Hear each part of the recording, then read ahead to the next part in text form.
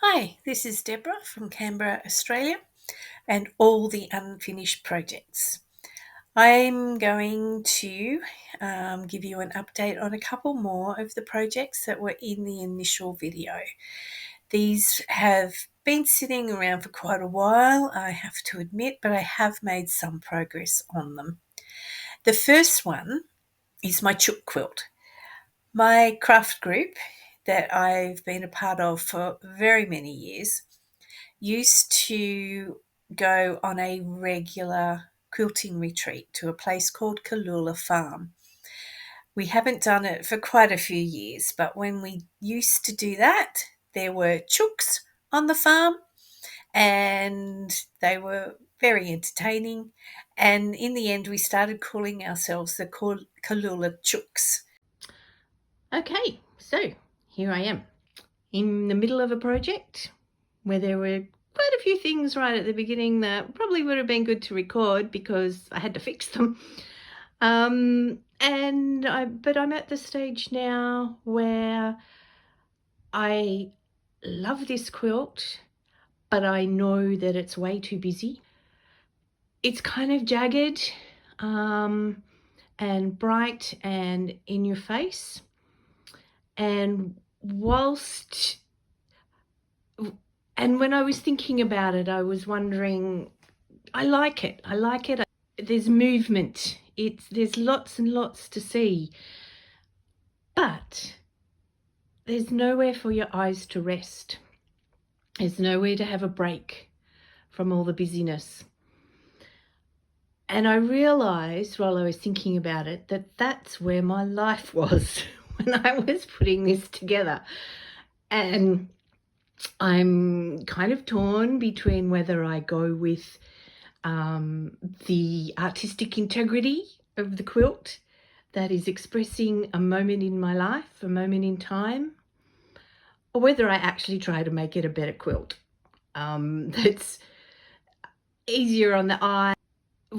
And when I was thinking about it, I was wondering, I like it. I like it. It's colourful. It doesn't overwhelm people at first glance. And I'm going to do a bit of experimenting today. I'm going to try and put some strips of plain fabric into different places. I don't want them to go right across the quilt. I want them to be a little bit jagged too, because that's what this quilt is about, I think. But we do need a little bit of a break. So I'm going to have a play and I'll come back in a little while when I've got some results. Oh, there's a golden mustard. I think the golden mustard might be the go. I do love that, but it blends in a bit, but it's restful. Goes with the quilt, goes with the chook panels. Unfortunately, I don't have any more scraps of that one. The quilt that I used it in was enormous, so there must be more of that fabric somewhere. I'm going to look through my stash. That means all those great big boxes need to come out and I need to go through them. You don't need to watch me puff and pant my way through that. I'll be back. But I did find this recently when I was out shopping. It's not quite a solid, but it will read as a solid from any distance and it will be dark. So I think I will use that.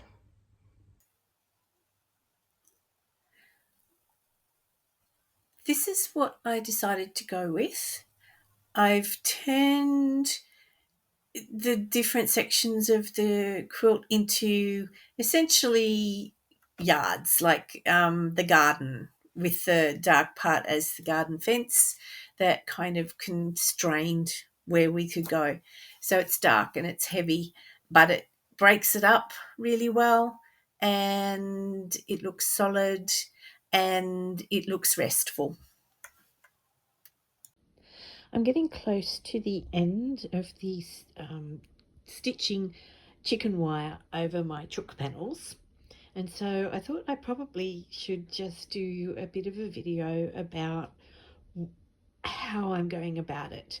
I'm using several strands of thread, and some of it's metallic, some of it's cotton, and it probably is worthwhile just giving you a glimpse of what I'm doing.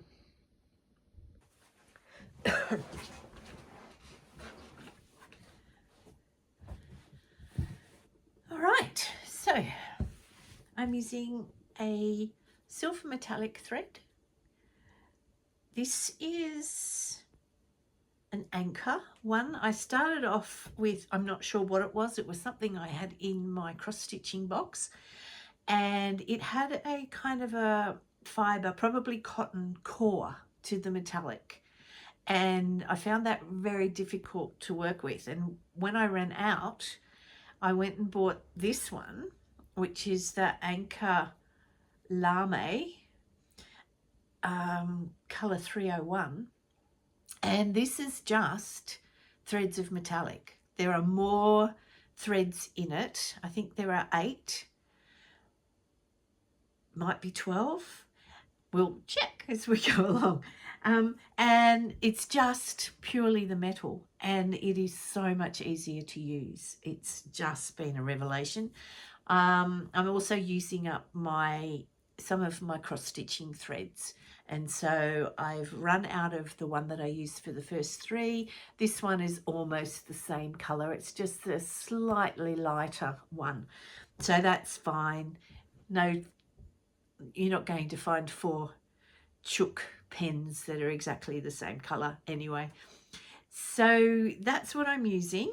I'm trying to use quite a big, long, I don't know which one. I think I've started using this one. I'm trying to use quite a long thread because I'm tying off on the back,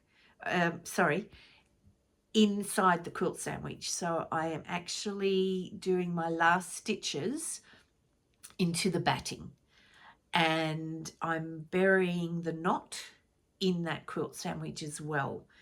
So when I start, I knot, and I'm pushing up underneath in through the quilt sandwich and starting with and just pulling through the knot. I'm not pulling it through the fabric because it's quite thick, and I don't want to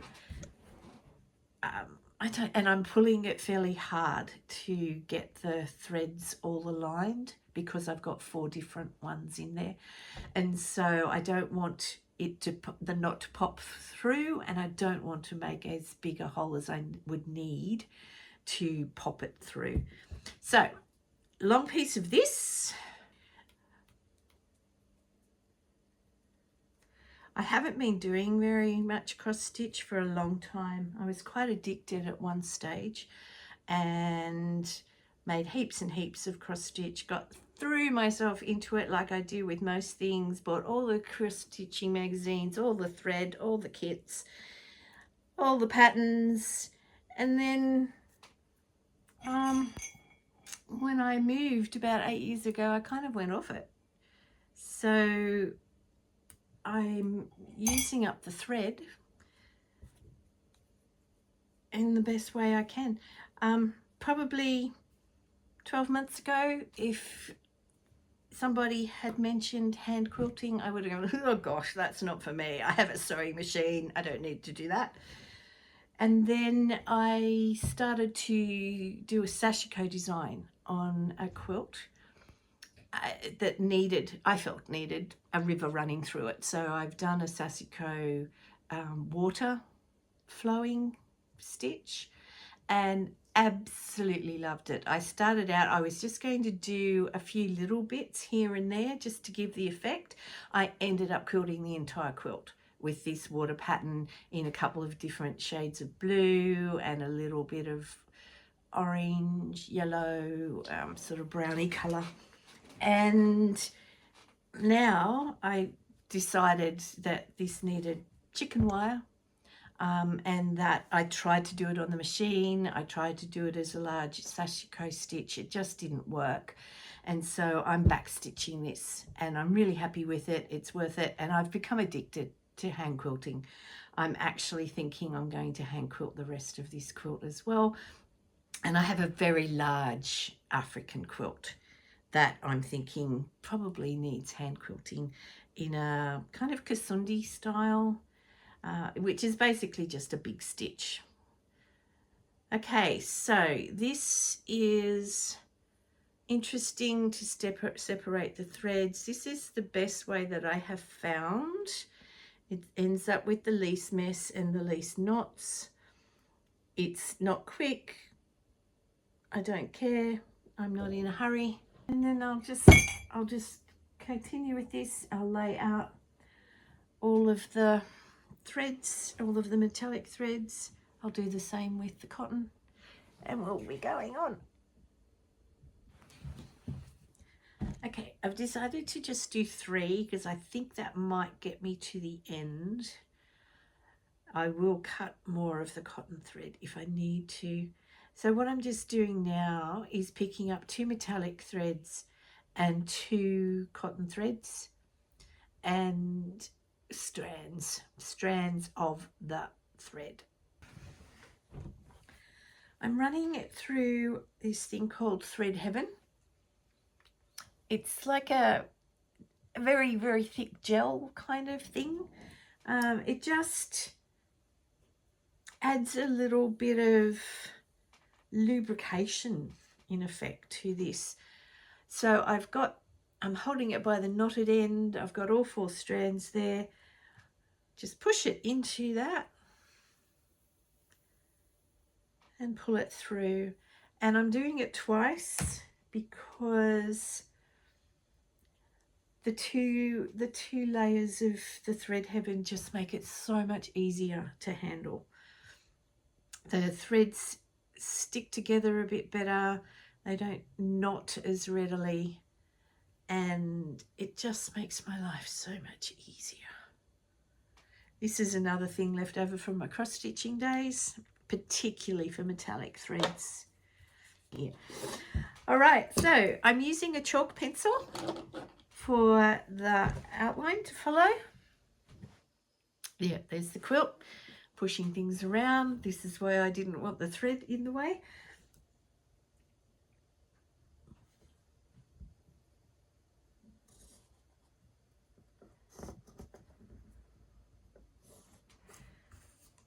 I'm only doing 2 or 3 sides at a time with the chalk pencil. It does rub off. Okay, so I will demonstrate my technique here. I'm just going up between the batting and the top, and most of the quilt is actually pinned together. It's only the bit that I need to gain access that I've unpicked, undone the pins, safety pins. Okay, so blind, but with a reasonable spatial sense. It's not quite accurate. There we go. So I just pull that through. I have the inside of the hexagon I'm working on at the moment. I have a pin in there to try and keep it stable. It's pinned around to try and keep it stable. I'm going to pick this up to work on it, and so I need something to help keep it all in place. I'm turning it around a lot, which is why I've got it all folded and why I'm being careful with various, there you go, you've all wobbly. Anyway, so this is, and I'm just using a fairly large stitch, and I'm doing back stitch. The back of this is not pristine, it's not beautiful, and I'm not really bothered because this is a it's a wall hanging. It was made as a wall hanging. It's my COVID wall hanging. I'm going to have to find a really big piece of wall to put it on, because as most of my quilts do, it ended up way bigger than I had originally intended. But that's okay. And I'm not going to bother too much about the back. It is a bit rough, and the other day I had something on here with some Velcro on it, and it's pulled some of the stitches a bit on the back. I'm not going to go back and redo them. It hasn't broken anything, it's just pulled them a bit. I'll be able to smooth it out. But this is in many ways an experiment. The metallic thread stitching is an experiment. I had attempted to do chicken wire by machine. I've had to unpick that. Over somewhere I've attempted to do chicken wire as a sashiko stitch, and I've got to unpick that as well. There's a lot of experimentation went on. I'm probably going to hand quilt the entire quilt, possibly just with straight lines. I haven't decided yet. I may follow some of the shapes. It's a very scrappy block that I've used for half. I've got a scrappy triangle and just a plain fabric triangle. Here we go. That's a scrappy triangle, and that's the plain fabric next to it. So it basically came about because I'd lost my sewing mojo, and I think it was in the January before COVID hit. We actually had bushfires for weeks and weeks before COVID. That summer we had, I think, 16 days when we had the worst air quality in the world in the capital city of Australia, and we were just surrounded by bushfires. We didn't want to go out very much. There was smoke in the air all the time, and my house was leaking smoke in. And so until I actually found all of the places where it was getting in and covered them off, I couldn't escape the smoke except when I went to work. And then we had a disaster level hailstorm where like smashed windows, smashed car windows, destroyed things. And then we had COVID in the March. So yeah, we'd had a really, really great time here for several months, and I had no sewing mojo left.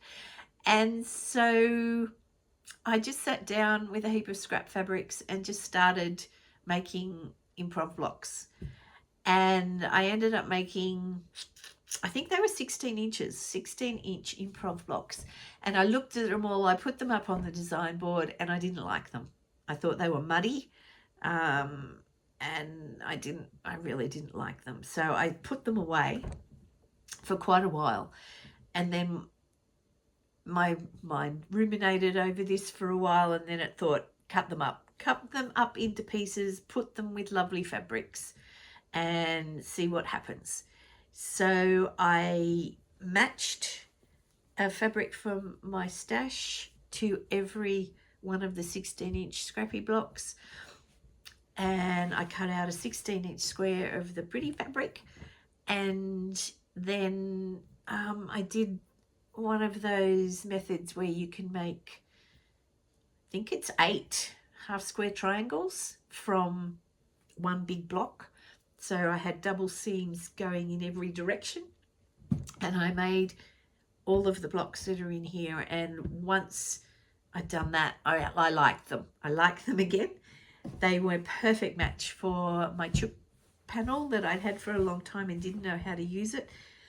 And by this stage, we were well and truly into COVID lockdown. We were sent home to work, and so we almost never left the house. We were allowed to go out for an hour each day and meet a friend to go for a walk. So there's bushland not far from my house. So I met a friend. We like kept our distance, talked loudly while we walked out in the bushland, and we were allowed to go to the supermarket to get our click and collect orders. And so it felt very claustrophobic. It felt like we were missing so much excitement outside that we were used to. And not that I had a very exciting life before COVID anyway. And this is the quilt that came out of it. And in the end, I decided these chooks, my craft group is called the Chooks. We call ourselves the Chooks. This is all of I've got dark borders around the chook pens, and that's kind of us locked up. And then outside is bright and chaotic and exciting. And we can't get there because we're all behind our chook wire, embroidered chook wire. Anyway, that's the story of this quilt. I will continue with my stitching, fairly large stitches. Hopefully I've only got this much to go, and then I can start quilting the rest of it. Hopefully this will be a finish sometime this month. All 8 chooks are now safely pinned behind chicken wire. I'll come in, have a bit of a close-up. That's actually the last one I did, so I had it down pat by then. You can't see that there's a little bit of sparkle in this light, but it's there, which is good. I like a bit of bling. I found one boo-boo where I didn't quite finish, so I fixed that. I think it's going to be okay apart from that. And I will get on with quilting the rest of it. It turns out I only had space for one of the unfinished projects from the intro video, so I will get on with making the next one. If you enjoyed this video, please like and subscribe, and you'll find out when the next one's